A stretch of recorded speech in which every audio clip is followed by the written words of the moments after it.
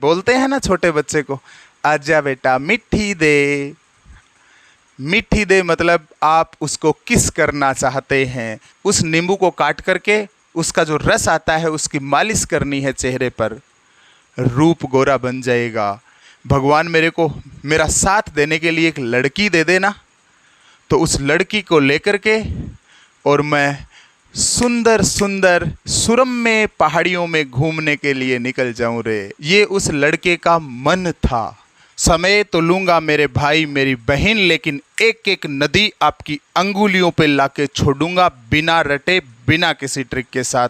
Tension लेने की ज़रूरत नहीं है। कोई नदी हो, कोई उसकी सहायक नदी हो, एक एक बात आपको क्लियर होगी। चीज़ों को सीखोगे तो समय तो लगेगा, समय लगाइएगा। चाहे एक बात को सीखने में 10 मिनट लग रहे हैं, लगने दो, लेकिन वो चीज़ हमेशा हमेशा के लिए आपके माइंड में आनी चाहिए। टाइम लगे तो लगो। सभी भाई बहनों को नमस्कार। मैं हूँ राजेश रावत। स्वागत करता हूँ आप सभी का आपके अपने चैनल रावत मैथ्स पर। प्यारे मित्रों, हम पढ़ रहे थे राजस्थान का अपवाह तंत्र, जिसमें हम आंतरिक अपवाह तंत्र को पढ़ रहे थे और 2 नदियों को कवर कर लिया था, घग्गर नदी और साबी नदी। आज हम 2-3 नदियों को और कवर करेंगे। बातों ही बातों में सब बातों को सीखेंगे, कुछ भी रटने की ज़रूरत नहीं है। जो कुछ पढ़ाऊँगा वो इसी क्लास में तुरंत आपको याद भी करवा दूँगा, बिना रटे बिना किसी ट्रिक के साथ। केवल बातों ही बातों में आपको मैं इसी क्लास में चीज़ें याद करवा दूंगा। जितना पढ़ाऊंगा वो तुरंत आपके याद हो जाएगा। टेंशन लेने की ज़रूरत नहीं है। यदि आप चैनल पर पहली बार पधारे हैं तो आपसे निवेदन करूंगा, आप प्लेलिस्ट का अवलोकन करिएगा। यदि आप किसी भी कंपटीशन की तैयारी कर रहे हैं और राजस्थान जीके आपके आता है तो चुटकियों में आपके जीके याद करवाऊँगा। आप प्लेलिस्ट का अवलोकन करिएगा। यदि ये चैनल आपके काम का है तो आप मेरे साथ जुड़िएगा और जीके को एंजॉय कीजिएगा।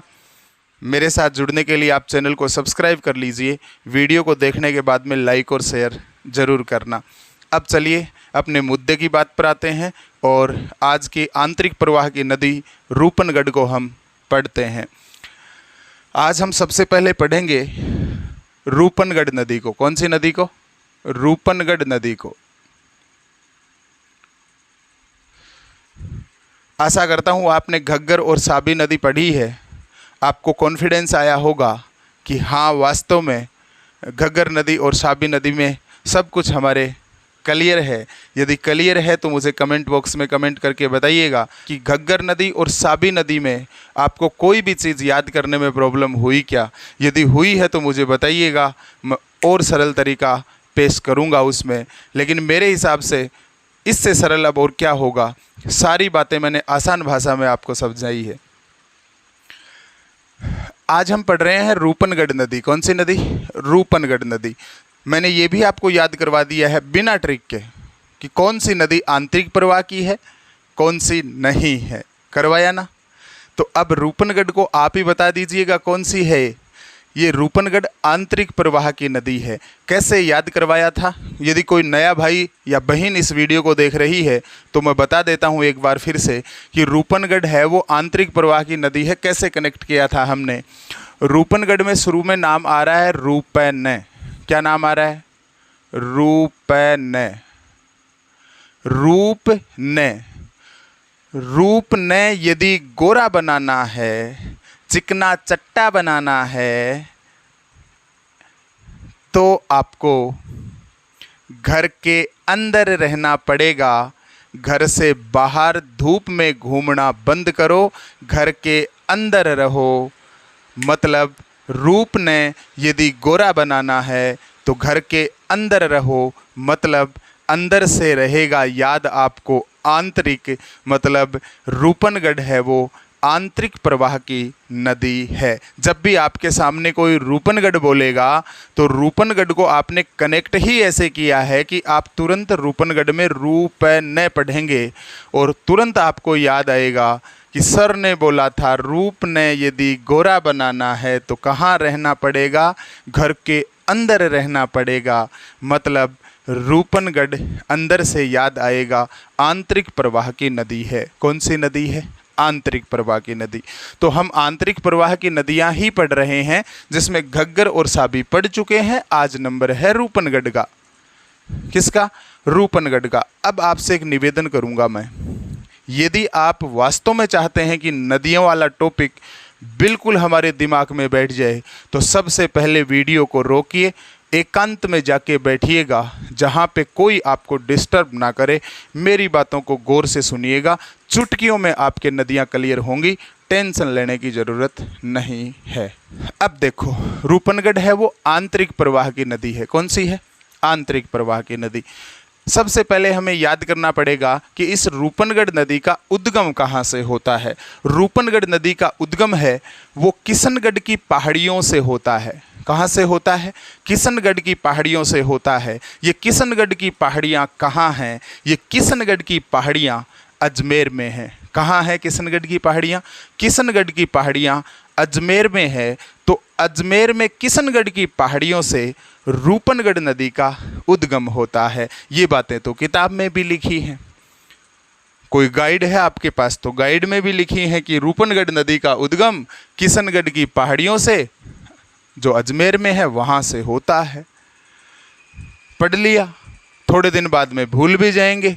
हम तो ऐसे कनेक्ट करना चाहते हैं कि चीज़ को भूले ही नहीं, सीधी की सीधी दिमाग में फीड हो जाए, रटना भी नहीं पड़े, माइंड को जोर भी नहीं आए, बस आराम से अपने घर से ही बातों को निकालेंगे और चीज़ों को अपना बना लेंगे। मेरे भाई, मेरी बहन, गौर करिएगा इस चीज़ को कैसे कनेक्ट करेंगे। सुनो, रूपनगढ़ में नाम आ रहा है रूपन। फिर मैं यहीं से आता हूँ। रूपन मतलब रूप ने, मतलब रूप ने। और किशनगढ़ में शुरुआत में नाम आ रहा है किस। क्या नाम आ रहा है? किस। यदि छोटा बच्चा होता है ना, छोटा बच्चा जिसकी गाल कोमल होती है ना, छोटा बच्चा होता है, उसकी गाल कोमल होती हैं, और उस छोटे बच्चे के रूप को देख करके हमारी इच्छा होती है कि हम इस बच्चे को किस करें। क्या करें? किस करें। बोलते हैं ना छोटे बच्चे को, आजा बेटा मिट्टी दे। मिट्टी दे मतलब आप उसको किस करना चाहते हैं। होता है ऐसा, जब हम छोटे बच्चे के रूप ने, रूपनगढ़ में नाम आया रूप ने, यदि हम छोटे बच्चे के रूप को देखते हैं तो हमारी इच्छा होती है उस रूप को देख करके, वो रूप छोटे बच्चे का हमें इतना मोहित करता है कि हमारी इच्छा होती है कि मैं इस बच्चे को किस करूं, इस बच्चे की मिट्टी लेऊं, मतलब इस बच्चे को मैं किस करूं।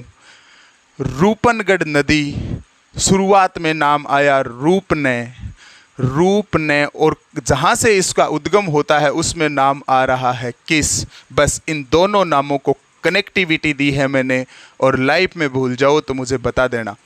क्या छोटे बच्चे के रूप ने यदि हम देखते हैं तो हमारी इच्छा होती है उसके कोमल कोमल गालों को देख करके कि हम इस बच्चे को किस करें। क्या करें? किस करें। मतलब रूपनगढ़ नदी का उद्गम किस से? किशनगढ़ की पहाड़ियों से होता है। कहाँ से होता है मेरे भाई, मेरी बहन? किशनगढ़ की पहाड़ियों से होता है। किशनगढ़ की पहाड़ियाँ कहाँ हैं? अजमेर में हैं। कैसे कनेक्ट करें इस चीज़ को? सुनिएगा। जब छोटे बच्चे को देख के आपकी इच्छा होती है कि इस छोटे बच्चे के रूप को देख के आपकी इच्छा होती है कि इस बच्चे को मैं किस करूं, तो भाई साहब उस छोटे बच्चे के पास जाकर के आप क्या बोलते हैं पता है? आप बोलते हैं, ए बच्चू, ए छोटे, आजा मेरे पास, गोदी आजा मेरे। बोलते हैं ना, आजा मेरे पास। बोलते हैं कि नहीं बोलते? बोलते हैं। किस करने के लिए हम उसको गोद में लेना चाहते हैं, तो उसको बोलते नहीं हैं क्या बच्चे को, ए लल्लू आजा मेरे पास, आजा मेरे पास, मतलब ऐजे मेरे, आजा मेरे पास। क्या बोलते हैं? आजा मेरे पास। क्यों? क्योंकि हमारी इच्छा है उसको किस करें, तो गोद में लेना चाहते हैं हम उसको। और गोद में लेने के लिए उस बच्चे को हम बोलते हैं कि लल्लू बेटा आजा मेरे पास, मतलब आजा मेरे अजमेर। कहाँ है किशनगढ़ की पहाड़ियाँ? किशनगढ़ की पहाड़ियाँ अजमेर में हैं। कहाँ पे है मेरे भाई? अजमेर में है। तो बताओ रूपनगढ़ नदी का उद्गम कहाँ से होता है? रूपनगढ़ में नाम आया रूप ने, जहाँ से उद्गम होता है। ये ऑप्शन में मिलेगा, रटना नहीं है मेरे भाई, रटने के चक्कर में मत पड़ जाना, रटना है ही नहीं। इन दोनों चीज़ों को एक साथ लिखिएगा। प्रश्न में रूपनगढ़ नदी का नाम देगा, उद्गम पूछेगा तो ऑप्शन में किशनगढ़ की पहाड़ियाँ अजमेर लिखेगा।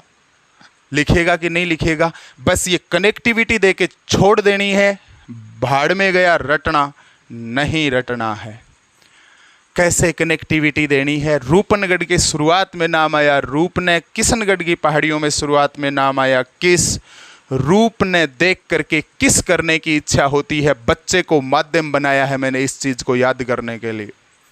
छोटे बच्चे के कोमल गालों को देख करके, उसके रूप को देख करके हमारी इच्छा होती है कि इस बच्चे को किस किया जाए, मतलब किशनगढ़ की पहाड़ियों से उद्गम होता है। और फिर हम उस बच्चे को बोलते हैं किस करने के लिए कि लल्लू आजा मेरे पास, आजा मेरे से याद रहेगा अजमेर। कहाँ से? अजमेर से, मतलब अजमेर में किशनगढ़ की पहाड़ियों से रूपनगढ़ नदी का उद्गम होता है। आशा करता हूँ याद हुआ होगा। देखो रूपनगढ़ नदी का प्रवाह क्षेत्र, अब अपने को सीखना है रूपनगढ़ नदी का प्रवाह क्षेत्र क्या है। तो बच्चे को हम क्या बोलते हैं? बच्चे को हम ये बोलते हैं कि आजा मेरे पास, बोलते हैं ना आजा मेरे पास, मतलब अजमेर से होता है इसका उद्गम, किशनगढ़ की पहाड़ियों से। तो अजमेर में ही देखो शुरुआत में नाम लिखा है ए से अजमेर, अजमेर से निकलती है। और फिर ए से आगे लिखा हुआ, ए से आगे लिखा है जय, मतलब जयपुर ग्रामीण में चली जाती है। कहाँ जाती है रे? अजमेर से इसका उद्गम होता है और बहती हुई जयपुर ग्रामीण ज़िले में पहुँच जाती है और वहाँ पर जाकर के सांबर झील में विलुप्त हो जाती है। सांबर झील के अंदर जाके गिरती है। कौन सी नदी रे? रूपनगढ़ नदी। बताओ रूपनगढ़ नदी का उद्गम किशनगढ़ की पहाड़ियों अजमेर से हो, किशनगढ़ की पहाड़ियों से जो कि अजमेर में है वहाँ से होता है। इस रूपनगढ़ नदी का प्रवाह क्षेत्र क्या है? यहीं से हमने बात को पकड़ा है। बच्चे को बोलते हैं ना आजा मेरे पास, आजा, ऐसे अजमेर, जैसे जयपुर ग्रामीण। और अजमेर से निकलते, अजमेर से इसका उद्गम होता है, जयपुर ग्रामीण में पहुंचती है और वहां पर जाकर के सांबर झील में गिर जाती है, अपना जल सांबर झील में जाके डाल देती है। आशा करता हूं इसका प्रवाह क्षेत्र आपको याद हुआ होगा। यहीं से आई बात समझ में? ओके, आगे देखो। इस नदी के किनारे, कौन सी नदी के किनारे? रूपनगढ़ की बात हम कर रहे हैं। इस नदी के किनारे निम्बारक संप्रदाय की प्रधान पीठ सलेमाबाद, जो कि किशनगढ़ अजमेर में है, वहाँ स्थित है। इस रूपनगढ़ नदी के किनारे निम्बारक संप्रदाय की पीठ स्थित है। और वो निम्बारक संप्रदाय की पीठ कहाँ स्थित है? सलेमाबाद में। अब ये सलेमाबाद कहाँ है? ये सलेमाबाद किशनगढ़ अजमेर में है। सुनिएगा इस चीज़ को कैसे कनेक्ट करना है। फिर आओ रूपनगढ़ नाम पे। रूपनगढ़ के शुरुआत में नाम लिखा है रूपने, मतलब रूप ने, मतलब रूप ने। कई लड़के या कई लड़कियां जो अपने को गोरा बनाना चाहती हैं वो इलाज पूछती हैं साथ की सहेलियों से। कोई भैया पूछता है अपने बड़े भैया से या अपने मित्र से कि यार रूप को है ना गोरा बनाऊं, क्या करूं? रूप अच्छा नहीं लग रहा, फुंसियाँ हो रही हैं चेहरे पे, क्या इलाज करूं? तो इलाज बताते हैं साथ की सहेलियां और उनके मित्र अपने दोस्तों को। कैसे बताते हैं कि नींबू है ना, नींबू, वो नींबू ले, इलाज बता रहे हैं क्या कि एक नींबू ले और उस नींबू का रस निकालो, नींबू को काटो और उस नींबू को चेहरे पर रगड़ो, चेहरे पर रगड़ करके सो जाओ, रूप में निखार आएगा। क्या आएगा? रूप में निखार आएगा। इस प्रकार से मैं इस चीज़ को कनेक्ट कर रहा हूँ, सुनिएगा। रूपनगढ़ नदी के शुरुआत में नाम आया रूपन। रूप ने यदि गोरा बनाना है तो घर के अंदर तो रहना ही है, साथ में क्या करना है, नींबू लेना है। क्या लेना है? नींबू लेना है और नींबू को काट करके उसका जो रस आता है उसकी मालिश करनी है चेहरे पर, रूप गोरा बन जाएगा। मतलब मैं ये बताना चाहता हूँ कि निम्बारक संप्रदाय में शुरुआत में नाम आया नी मैं बै, मतलब नींबू। मैंने इसको समझा नींबू। निम्बारक में नाम आया नी मैं बै, पूरा नहीं लिखा, मैंने समझ लिया नींबू। क्या समझ लिया? नींबू। रूप ने यदि गोरा बनाना है तो मेरे भाई नींबू के रगड़के लगा, नींबू को काट के और चेहरे पर उसकी मालिश कर नींबू के रस की, आपका चेहरा गोरा बन जाएगा। मतलब रूपनगढ़ नदी है, उस नदी के किनारे निम्बारक संप्रदाय की पीठ स्थित है। कौन से संप्रदाय की? निम्बारक संप्रदाय की। देखो क्वेश्चन कैसे पूछेगा। निम्बारक संप्रदाय की प्रधान पीठ किस नदी के किनारे स्थित है? ऑप्शन में रूपनगढ़ देगा ही देगा। नींबू को कनेक्ट किया है मैंने रूप के साथ, तो आपको याद आएगा तुरंत क्या, कि यदि रूप ने गोरा बनाना है तो नींबू को काम में लेना है, चेहरे पर नींबू रगड़ना है मेरे भाई। मतलब रूपनगढ़ नदी है, इस नदी के किनारे निम्बारक संप्रदाय की पीठ स्थित है। अब ये निम्बारक संप्रदाय की पीठ कहाँ है? तो नींबू को इंग्लिश में बोलते हैं लेमन। क्या बोलते हैं? लेमन। तो जहाँ ये स्थित है उसमें भी लेमन पूरा नाम तो नहीं है, लेकिन आधा नाम जरूर मिलेगा। देखो सलेमाबाद में लिखा हुआ है ले मैं ने तो नहीं है, लेकिन ले मैं तो लिखा है लेमा। देखो ले मैं, मतलब नींबू को इंग्लिश में बोलते हैं लेमन। लेमन यहाँ सलेमाबाद में दिख रहा है, आधा नाम ले मैं। मतलब ये ऑप्शन में मिलेगा, रे रटना नहीं है, कनेक्ट ही तो कर रहे हैं। ऑप्शन में लिखा हुआ मिलेगा, नींबू को लेमन बोलते हैं। ऑप्शन में देख लेना ले मैं कहाँ लिखा है, सलेमाबाद में मिलेगा। मतलब निम्बारक संप्रदाय की प्रधान पीठ रूपनगढ़ नदी के किनारे है और कहाँ है? सलेमाबाद में है। और सलेमाबाद कहाँ पड़ता है? किशनगढ़ अजमेर में पड़ता है। आई बात समझ में कि नहीं आई बात समझ में? रूपनगढ़ नदी की एक एक बात जो एग्ज़ाम में पूछी जाती है मेरे भाई मेरी बहन, मैंने तो आपको कनेक्ट करवा दी है। अब याद रखना नहीं रखना आपका काम है। आप याद नहीं भी रखोगे तो भी आपकी ये याद हो गई हैं। कमेंट बॉक्स में कमेंट करिएगा, बताओ आपके रूपनगढ़ नदी याद हुई कि नहीं। अब मैं एक बार 1 मिनट के लिए इसको रिवाइज करता हूँ। रूपनगढ़ नदी कौन से प्रवाह की नदी है? अरब सागर वाली या बंगाल की खाड़ी या आंतरिक प्रवाह? आपके मुंह से तुरंत आंतरिक प्रवाह की नदी निकलेगा कि रूपनगढ़ है वो आंतरिक प्रवाह की नदी है। अब मैं आपसे पूछूंगा, बताओ रूपनगढ़ नदी का उद्गम कहाँ से होता है? आप बिना सोचे समझे तुरंत अभी बोल दोगे किशनगढ़ की पहाड़ियों से होता है। कहाँ पड़ती है किशनगढ़ की पहाड़ियाँ? अजमेर में पड़ती हैं। कहाँ पड़ती हैं? अजमेर में पड़ती हैं। इसका प्रवाह क्षेत्र क्या है? अजमेर से निकलती है, जयपुर में जाकर के देखो, अजमेर से ही हमने यहाँ कनेक्ट किया है, ऐसे अजमेर जैसे जयपुर, अजमेर से निकल कर जयपुर ग्रामीण में पहुँचती है और वहाँ पर जाकर के सांबर झील के अंदर अपना जल डाल देती है। ये इसका प्रवाह क्षेत्र है। उसके बाद में हमने याद किया कि रूपनगढ़ नदी के किनारे कौन सी पीठ स्थित है? तो निम्बारक संप्रदाय की प्रधान पीठ स्थित है। कहाँ पे? सलेमाबाद में। कैसे कनेक्ट किया है देखिएगा। निम्बारक में नींबू, और नींबू को इंग्लिश में बोलते हैं लेमन। सलेमाबाद में भी लिखा है ले मैं, मतलब पूरा नहीं लिखा, आधा ही लिखा है। तो वहाँ नींबू कौन सा पूरा लिखा था? यहाँ भी आधा ही लिखा था।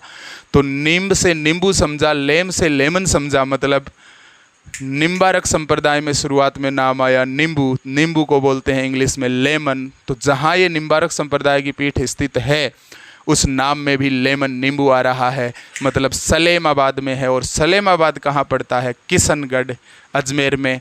आशा करता हूँ रूपनगढ़ नदी आपके याद हुई होगी। अब देखिएगा नेक्स्ट नदी। अब हम पढ़ेंगे मेंथा नदी को। कौन सी नदी को? मेंथा नदी को। मेंथा नदी की भी एक एक बात इसी क्लास में तुरंत आपको याद होने वाली है, हमेशा हमेशा के लिए। तो वीडियो को लाइक कर दीजिएगा, शेयर कर दीजिएगा, और चैनल आपके काम का आपको लग रहा है तो सब्सक्राइब भी करना मत भूलिएगा, सब्सक्राइब भी कर लीजिएगा। देखो कौन सी नदी को पढ़ेंगे रे? मेंथा नदी को पढ़ेंगे। कौन सी नदी को? मेंथा नदी को। मेंथा नदी है, ये भी आंतरिक प्रवाह की नदी है। मैंने आंतरिक प्रवाह की सारी नदियाँ इससे पहले वाले वीडियो में आपको याद करवाई हैं। आप उस प्लेलिस्ट में जाकर के और वीडियो को देखिएगा, क्रमशः पढ़ते आइएगा, आपको बहुत आनंद आएगा राजस्थान का अपवाह तंत्र पढ़ने में। अब पढ़ रहे हैं मेंथा नदी। मेंथा को मैं अलग लिखता हूँ, और इस मेंथा को पढ़ करके हम क्या क्या सोच सकते हैं, ये सारी की सारी बातें मैं आपको बताता हूँ। मेंथा में यदि मैं मैन और था को अलग करूं तो लिखा जाएगा मैन था। मैन था, क्या था? मैन था। एक तो होता है मैन आदमी, और एक मुख्य चीज़ होती है ना, उसको भी मैन चीज़ बोलते हैं ना। मतलब मैन का मतलब होता है मुख्य।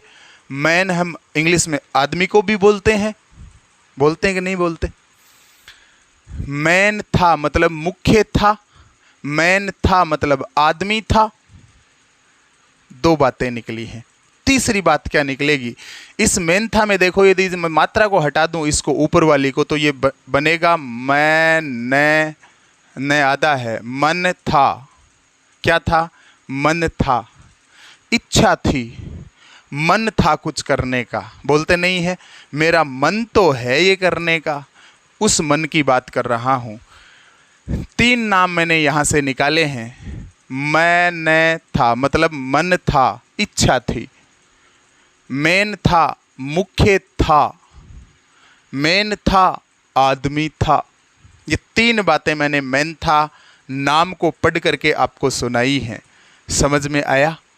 मैन था मतलब आदमी था, मैन था मतलब मुख्य था, और मैन था में यदि ऊपर वाली मात्रा को हटाएं तो पढ़ा जाएगा मैं न था मतलब मन था, इच्छा थी, मन था। आई बात समझ में? अब देखो, मेंथा नदी का उद्गम है ना, वो मनोहरपुरा गांव की पहाड़ियों से होता है। ये मनोहरपुरा गांव की पहाड़ियाँ जयपुर ग्रामीण में पड़ती हैं। कौन से ज़िले में पड़ती है? जयपुर ग्रामीण में पड़ती हैं। तो मेंथा नदी का उद्गम कहाँ से होता है? मेंथा नदी का उद्गम मनोहरपुरा गांव की पहाड़ियों से होता है। ये मनोहरपुरा गांव जयपुर ग्रामीण ज़िले में पड़ता है। मतलब मनोहरपुरा गांव की पहाड़ियों से इसका उद्गम होता है। ये बात तो किताबों में भी लिखी है। कैसे कनेक्ट करें कि कोई मेंथा पूछे कि मेंथा नदी का उद्गम कहाँ से होता है, तुरंत मुंह से निकले मनोहरपुरा गांव की पहाड़ियों से होता है। ऐसे याद करना है बात को। तो सुनिएगा, मैं याद करवाता हूँ। मेंथा में पढ़िएगा, इस ऊपर वाली मात्रा को हटा करके मन था। कोई लड़का था, उसके घूमने की इच्छा थी कि मैं है ना बहुत ही सुंदर सुंदर पहाड़ियों में घूमने निकल जाऊं। बस क्या करूं? बहुत ही सुंदर सुंदर पहाड़ियों में घूमने निकल जाऊं। बस भगवान मेरे को एक चीज़ दे देना, भगवान मेरे को मेरा साथ देने के लिए एक लड़की दे देना, तो उस लड़की को लेकर के और मैं सुंदर सुंदर सुरम्य पहाड़ियों में घूमने के लिए निकल जाऊं रे। ये उस लड़के का मन था, उस लड़के के मन में था। ये क्या था कि भगवान यदि मेरे को कोई लड़की दे दे तो मैं बहुत सुरम्य पहाड़ियों में घूमने के लिए निकल जाऊं। ये उस लड़के का मन था। मतलब इस मन था से मैंने इस बात को कनेक्ट किया है। अब सुनिएगा, सुरम्य पहाड़ियाँ जो होती हैं उनको बोला जाता है मनोहारी पहाड़ियाँ। मन को हरने वाली पहाड़ियाँ, सुरम्य पहाड़ियाँ, वहाँ घूमने का मन था लड़के का। तो देखो, मेंथा नदी में नाम आया मन था। क्या नाम आ रहा है? मन था। तो उस लड़के का मन था, क्या था कि मैं भी मनोहर मनोहर पहाड़ियों में घूमने जाऊं, मनोहारी दृश्य देखने के लिए जाऊं।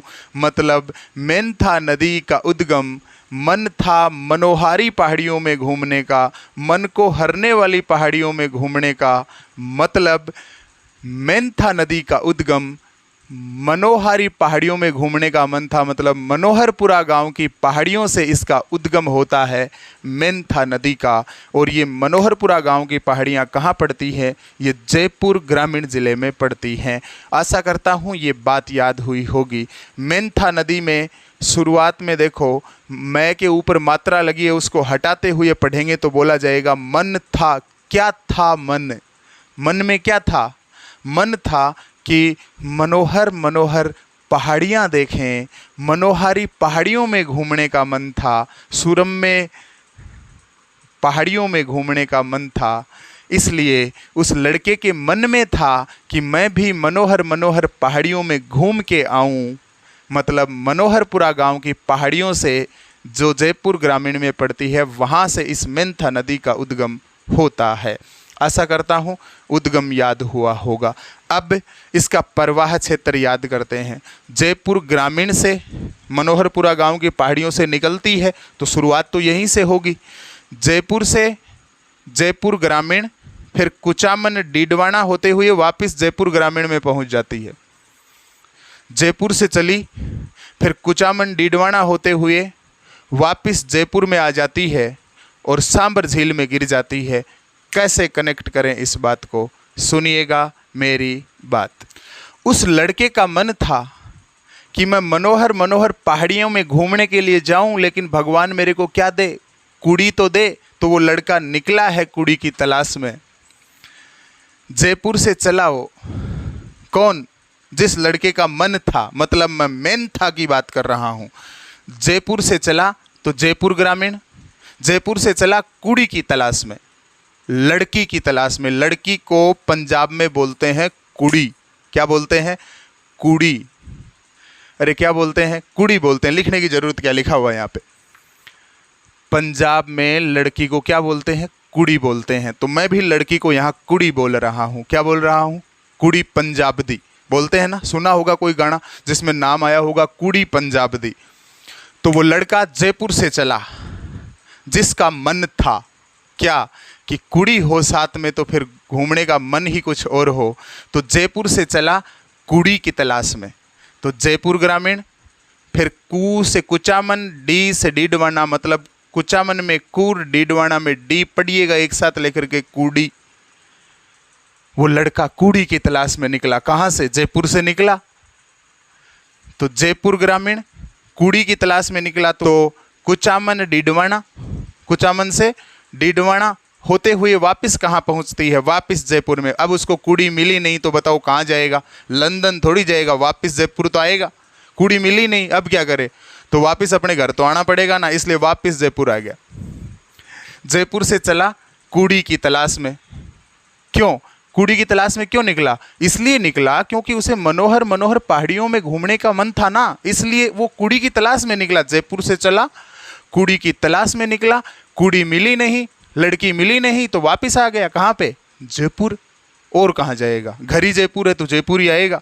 मतलब जयपुर ग्रामीण से निकलती है, उसके बाद में कुचामन डीडवाना ज़िले में बहती हुई वापस आकर के जयपुर ग्रामीण ज़िले में सांबर झील में विलुप्त हो जाती है। बताइए याद हुआ कि नहीं? कौन सी नदी का? मेंथा नदी का प्रवाह क्षेत्र याद हुआ कि नहीं? मन था मनोहर मनोहर पहाड़ियों में घूमने का, लेकिन कुड़ी नहीं थी, इसलिए वो जयपुर से चला कुड़ी की तलाश में। कुड़ी फिर भी नहीं मिली, तो फीका सा मन लेकर के वापस जयपुर आ गया। वाह भाई वाह, ये है आपकी मेंथा नदी। कौन सी नदी? मेंथा नदी। मतलब मन था मनोहर मनोहर पहाड़ियों में घूमने का, मनोहरपुरा गांव की पहाड़ियों से निकलती है जो कि जयपुर ग्रामीण में है। प्रवाह क्षेत्र मन था मनोहर मनोहर पहाड़ियों में घूमने का, तो कुड़ी चाहिए ना। ये मन था उसका, तो कुड़ी की तलाश में निकला है वो। जयपुर से निकला किसकी तलाश में? कुड़ी की तलाश में। कुड़ी मिली नहीं, वापस निराश हो गए, जयपुर आना पड़ा। जयपुर ग्रामीण, जयपुर ग्रामीण से ये नदी पहुंचती है कुचामन डीडवाना, फिर कुचामन डीडवाना से वापस जयपुर ग्रामीण में पहुंच करके और सांबर झील के अंदर विलुप्त हो जाती है। आशा करता हूं ये इतनी बात आपके याद हुई होगी। समय लगेगा मैं समझा रहा हूँ, चीज़ों को कनेक्ट करवा रहा हूँ। टाइम तो लगेगा मेरे भाई मेरी बहन, लेकिन भूल नहीं पाओगे, इतनी गारंटी मैं देता हूँ, इतना विश्वास मैं आपको दिलाता हूँ। ये टॉपिक आपके कठिन है तो इसको टाइम दीजिएगा। गुरुजी बातें तो 3-4 ही बता रहे हो, लेकिन टाइम ज़्यादा ले रहे हो। मेरे भाई ये टाइम कम दे दे के ही तो तेरी ये हालत हुई है कि ये नदियाँ याद नहीं हुई आज तक। यदि आप भी टाइम देते तो ये नदियाँ आपके याद होती। टाइम कम दिया, अब वो टाइम आप नहीं दे रहे हो, आपको देना चाहिए वो टाइम मैं ले रहा हूँ, और इस टाइम में आपको ये चीज़ें मैं याद करवा रहा हूँ। टेंशन लेने की ज़रूरत नहीं है, सब कुछ आपके क्लियर होगा। अगर चीज़ों को अपना बनाना है, टाइम देना पड़ेगा मेरे भाई मेरी बहन, बिना टाइम दिए काम होगा नहीं। आई बात समझ में? तो समय दीजिएगा, चीज़ों को अपना बनाइए। देखो, सीखो बिल्कुल आराम से, तसल्ली से सीखो, और सीख लो तो फिर उसका यूज खतरनाक तरीके से करो, फिर पटको फटाफट आंसर। लेकिन सीखो तब शांत चित्त मन, बिल्कुल तसल्ली से चीज़ों को सीखो, समय दो चीज़ों को सीखने के लिए, और जब सीख जाओ उसके बाद में वार करो इतना खतरनाक कि कुछ भी आपके सामने टिक नहीं पाए। You will be success dear my friend, आप सफल हो जाओगे। आगे देखो, तो परवा क्षेत्र याद हो गया, जयपुर ग्रामीण से निकलती है, कुचामन डीडवाना में बहते हुए वापस जयपुर में पहुंच करके और सांबर झील में विलुप्त हो जाती है। कौन सी नदी? मेंथा नदी। इस नदी के किनारे जैनियों का तीर्थ स्थल लूणवा डीडवाना में स्थित है। जैनियों का तीर्थ स्थल लूणवा डीडवाना में स्थित है। कैसे कनेक्ट करें रे कि जैनियों का तीर्थ स्थल लूणवा कहाँ, कौन सी नदी के किनारे है, कैसे याद करें इस बात को? तो देखो, जैनियों का तीर्थ स्थल लूणवा में नाम आया लूण। क्या नाम आया? लूण। क्या नाम आया? लूण। अब आओ इधर, मेंथा को मैंने लिखा था मेन था। क्या था? मेन था, मुख्य था। आपके घर में घर का सामान जो भी लाता है वो शायद मुख्य आदमी लाता होगा महीने की महीने। घर की जो घर में जो रसद सामग्री लाते हैं, खाने की सामग्री लाते हैं, वो रसद सामग्री आपके घर में कहीं से लाता है तो वो मेन आदमी लाता होगा, या हर कोई भग जाता है। कभी मम्मी चली गई लाने के लिए, कभी पापा चले गए, कभी मैं चला गया, कभी बहन चली गई, कभी छोटा भाई चला गया, जाओ और ये ले आओ। ऐसा नहीं, महीने की महीने रसद सामग्री घर में लाते हैं। महीने का सामान हम कहीं से दुकान से खरीद के लाते हैं, तो जो भी घर में सामान चाहिएगा, जिम्मेदारी किसकी है? घर के मुख्य आदमी की होती है। तो घर में नमक जरूर चाहिए। नमक को लूण बोलते हैं कि नहीं बोलते? बिल्कुल बोलते हैं। तो जैनियों का तीर्थ स्थल लूणवा डीडवाना में स्थित है। कौन सी नदी के किनारे है? मेंथा नदी के किनारे। तो लूणवा में नाम आया लूण। क्या नाम आया? लूण। और घर में लूण, तेल, मिर्च, रसद सामग्री कुछ भी हो, लूण भी आ गया उसमें। वो कौन लाता है रे? वो घर में वो लाता है जो मेन था। घर में जो मुख्य आदमी होता है, मेन आदमी होता है, जो मेन था उस घर में, वही लेके आएगा लूण भी। मतलब क्वेश्चन कैसे मिलेगा कि जैनियों का तीर्थ स्थल लूणवा कौन सी नदी के किनारे स्थित है? तो लूण को देखते ही ऑप्शन में मेंथा लिखा हुआ मिलेगा, और मेंथा को मैं जैसे बता रहा हूँ आप वैसे ही कनेक्ट करके छोड़ दीजिएगा। मेन था, मन था, मुख्य था, आदमी था, बस। अब चीज़ों को इससे कनेक्ट करिए, चीज़ें आपकी हो जाएंगी। कोई रटना नहीं, कोई झंझट ही खत्म। बताओ, लूण कौन लेके आएगा घर में? लूण लेके आएगा जो मेन होगा। तो मेन था घर में, वही लूण लाएगा। मतलब इस नदी के किनारे, मेंथा नदी के किनारे, जैनियों का तीर्थ स्थल लूणवा डीडवाना में स्थित है। आई बात समझ में? हुई मेंथा नदी क्लियर? अब देखिएगा नेक्स्ट नदी। चीज़ों को सीखोगे तो समय तो लगेगा, समय लगाइएगा। चाहे एक बात को सीखने में 10 मिनट लग रहे हैं, लगने दो, लेकिन वो चीज़ हमेशा हमेशा के लिए आपके माइंड में आनी चाहिए। टाइम लगे तो लगो। अब देखिएगा, काकनी नदी या मसूरदी नदी, कौन सी नदी को पढ़ेंगे? काकनी नदी और मसूरदी नदी। काकनी नदी का दूसरा नाम क्या है? काकनी नदी को ही मसूरदी नदी कहा जाता है। ये काकनी या मसूरदी नदी आंतरिक प्रवाह की नदी है। कैसे कनेक्ट किया था सुनिएगा, मैं याद दिलाता हूँ, भूल तो नहीं गए। काकनी की शुरुआत में नाम आया काक। क्या नाम आया? काक। काक मतलब कोआ। कोए से यदि सामान को बचाना है, घर में सामान पड़ा है, तो कोआ जब भी उस सामान को देखेगा तो कोआ उस सामान को तुरंत उठा के ले जाएगा। उस सामान को यदि कोए से बचाना है, काक से बचाना है, तो सामान को रसोई के अंदर या घर के अंदर रखना पड़ेगा, तुरंत याद आएगा आंतरिक प्रवाह की नदी है। दूसरा तरीका मैंने आपको बताया था, दोनों नाम साथ लिखे हुए हैं, तो काकनी या मसूरदी। काकनी में शुरुआत में नाम आ रहा है काक, और मसूरदी में देखो मैं, और इस मात्रा को छोड़िए, मैं सैरदी। कोई लड़का अपने काका को कह रहा है काका, काक, काका मैं से मुझे सर्दी लग रही है, काका मुझे सर्दी लग रही है। बच्चे ने कहा अपने काका से, काका मुझे सर्दी लग रही है। मैं से मुझे सर्दी लिखाई है, काका मुझे सर्दी लग रही है।